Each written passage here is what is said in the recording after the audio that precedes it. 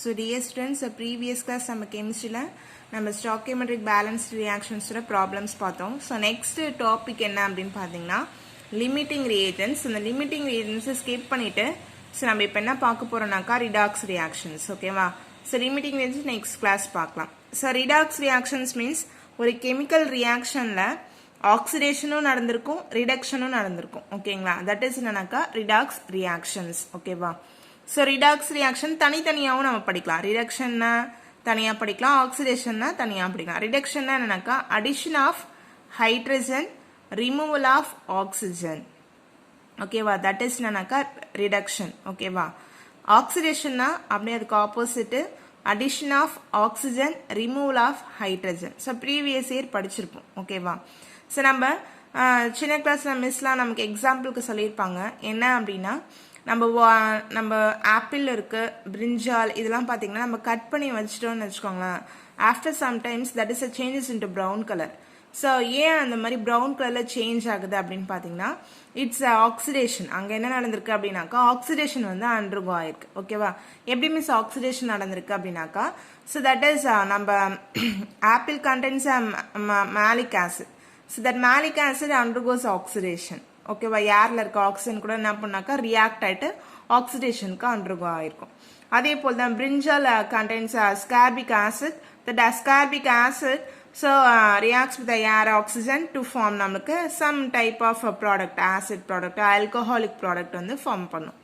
So அப்படி form பண்ணும்போது அது ஆக்சிடேஷனுக்கு அண்டர்கோ ஆயிருக்கு. ஓகேவா?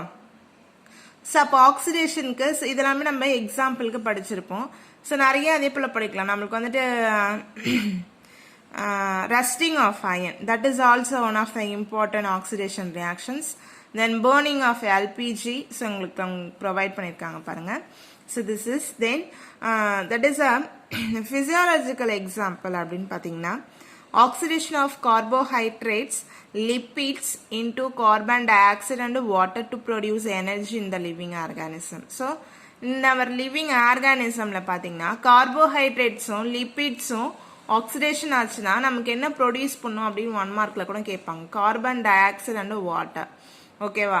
ஸோ அப்போ நம்ம சாப்பிட்ற கார்போஹைட்ரேட்ஸ் வந்து நமக்கு என்ன பண்ணணும் அப்படின்னு பார்த்தீங்கன்னாக்கா ஆக்சிடேஷன் ஆனால் தான் நமக்கு என்ன கிடைக்கும்னாக்கா நம்மளுக்கு எனர்ஜி வந்துட்டு ப்ரொடியூஸ் ஆகும். ஓகேவா? So all oxidation reactions are accompanied by reduction reactions and vice versa. ஓகேவா? ஸோ எல்லா ஆக்சிடேஷன் ரியாக்ஷன்ஸுமே பார்த்தீங்கன்னா அது கூட கண்டிப்பாக என்னவும் நடந்திருக்கும் அப்படின்னு பார்த்தீங்கன்னா ரிடக்ஷனும் நமக்கு அண்டர்கோ ஆயிருக்கும்.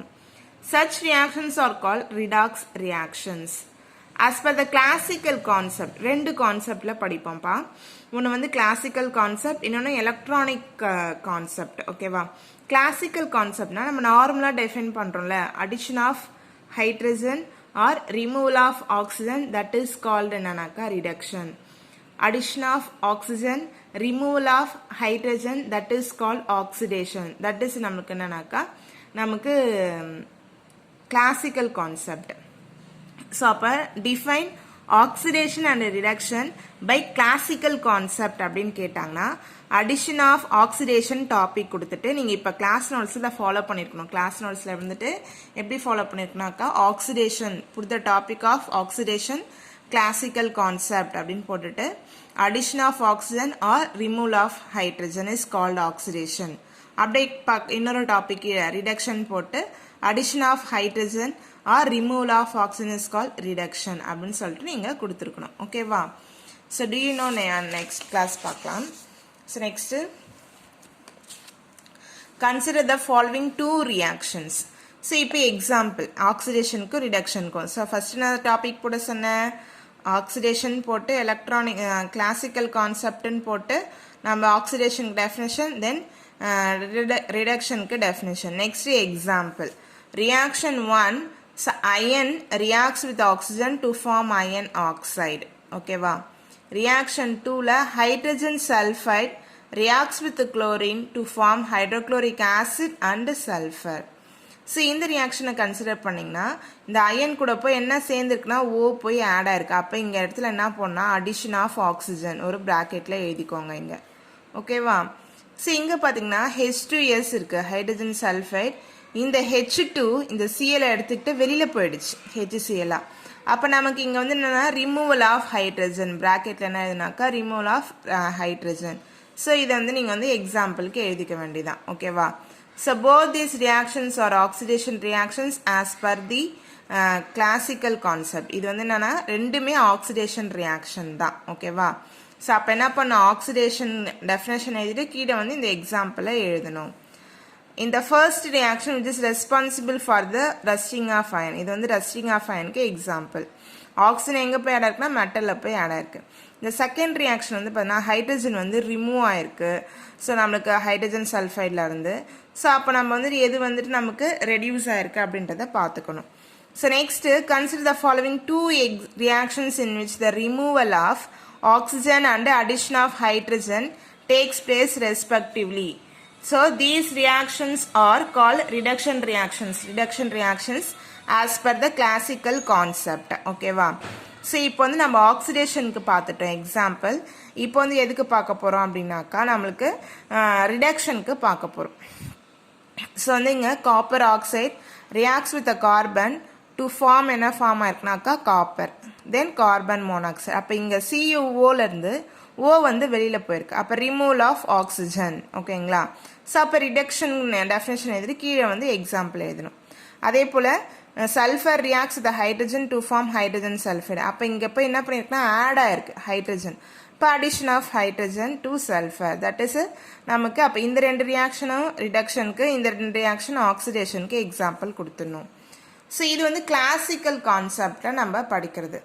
நெக்ஸ்ட்டு பார்த்தீங்கன்னா நம்ம electronic concept அப்படின்னு சொல்வோம். So oxidation reduction reactions, that is the redox reactions, are not always associated with the oxygen or hydrogen.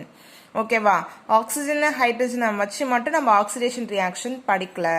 இன்னொரு கான்செப்ட் இருக்கு, that is electronic concept. Is very very important 2 mark. Such a cases a process can be explained on the basis of electrons. ஒண்ணுமே இல்லை, இதுவும் easy தான்.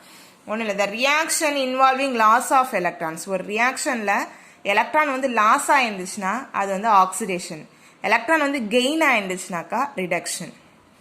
So இங்கே Fe2+ இருக்குது. ஓகேவா? என்ன இருக்குன்னா Fe2+. ஸோ இப்போ இந்த Fe2+ எப்படி வந்திருக்குன்னா ஒரு ஆட்டம் Fe இருக்குது. இந்த Fe வந்துட்டு 2 எலக்ட்ரானை லாஸ் பண்ணிடுச்சுன்னா அது நமக்கு என்னவா மாறும்னா Fe2+ஆக மாறியிருக்கும். ஓகேவா? அப்போ இந்த Fe2+லேருந்து ஒரு எலக்ட்ரான் போயிடுச்சுன்னா அப்போ அது என்னவா மாறிருக்குன்னா Fe3+ஆக மாறியிருக்கு. ஓகே?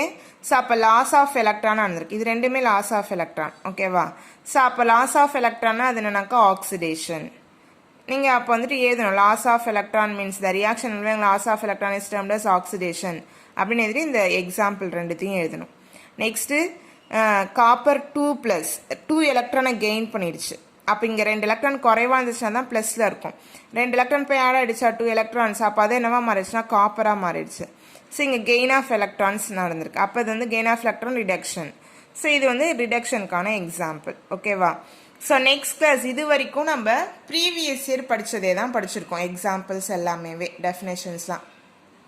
ஸோ அப்போ நீ என்ன பண்ண இன்னைக்கு டுடே கிளாஸில், ஸோ கிளாஸ் நோட்ஸில் ரிடாக்ஸ் ரியாக்ஷன்ஸ் டாபிக் போட்டு ரிடாக்ஸ் ரியாக்ஷன்ஸ்க்கு ஒரு 3 எக்ஸாம்பிள் ஃபஸ்ட்டு பார்த்தோம். அந்த எக்ஸாம்பிள் எழுதிருக்கணும். எலக்ட்ரான் ஃபஸ்ட்டு கிளாசிக்கல் கான்செப்ட்னு போட்டு ரிடக்ஷனை டெஃபினேஷன் அதோட எக்ஸாம்பிள் எழுதிருக்கணும். ஆக்சிடேஷன் அதோட டெஃபினேஷன் எக்ஸாம்பிள் எழுதிருக்கணும். நெக்ஸ்ட் எலக்ட்ரானிக் கான்செப்ட்னு போட்டு ஆக்சிடேஷன் அதோட டெஃபினேஷன் எக்ஸாம்பிள் எழுதிருக்கணும். தென் ரிடக்ஷன் அதோட டெஃபினேஷன் எக்ஸாம்பிள் எழுதிருக்கணும். That's it. ஓகேங்களா? ஸோ வந்துட்டு ஹோம்ஒர்க் வந்துட்டு ப்ராப்பராக வந்துட்டு எனக்கு கெமிஸ்ட்ரி வந்து போஸ்ட் ஆக மாட்டேங்குது. ஸோ என்ன ப்ராப்ளம் அப்படின்னு பார்த்தீங்கன்னா, நான் இன்றைக்கி மட்டும்தான் மொபைல் யூஸ் பண்ணுவேன். எனக்கு வந்துட்டு நான் வீடியோ எடுக்கிறச்ச வந்துட்டு யூஸ் பண்ணுவேன். சம்டைம்ஸ் நெக்ஸ்ட் டைம் பார்ப்பேன். ஸோ நீ என்ன பண்ணுங்க, இன்றைக்கி நான் என் வீடியோ போட்டேன்னா இன்றைக்கி நான் என்ன ஹோம்ஒர்க் கொடுக்குறேன்னா அதை அன்றைக்கே பண்ணிவிட்டு எனக்கு ஈவினிங் 9:30 கூட நீங்கள் வந்து ஹோம்ஒர்க் வந்து எனக்கு சப்மிட் பண்ணிடுங்க. ஓகேவா? ஸோ எகெயின் நான் ரிப்பீட் பண்ணிகிட்டே இருக்கேன். ஸோ இது வந்துட்டு உங்களுக்கு வந்துட்டு எப்படின்னா, நான் இன்டர்னல் மார்க்ஸு குறைச்சிடுவேன். அடிக்க மாட்டேன், திட்ட மாட்டேன், எதுவும் பண்ண மாட்டேன். இன்டர்னல் மார்க்ஸ் ரொம்ப சஃபர் ஆவீங்க. ஓகேவா?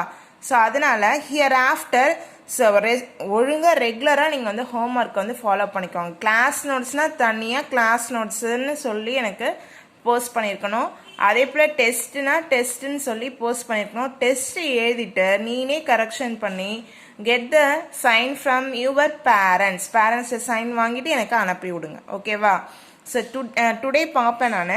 நீங்கள் வந்துட்டு எனக்கு வந்துட்டு போஸ்ட் வந்துட்டு கரெக்டாக ஹோம்ஒர்க்கை வந்து ஒரு 2 மார்க்ஸ் தான் உங்களுக்கு கொடுத்துருக்கேன். 2 மார்க்ஸ் கொஷின்ஸ் தான் 3 கொஷின்ஸ் வந்துட்டு இருக்கும். அதை வந்து எழுதி அனுப்புறதுக்கு கஷ்டமாக இருந்துச்சுன்னா அப்புறம் உங்களை வந்துட்டு சஃபர் தான் ஆவீங்க. ஓகேவா?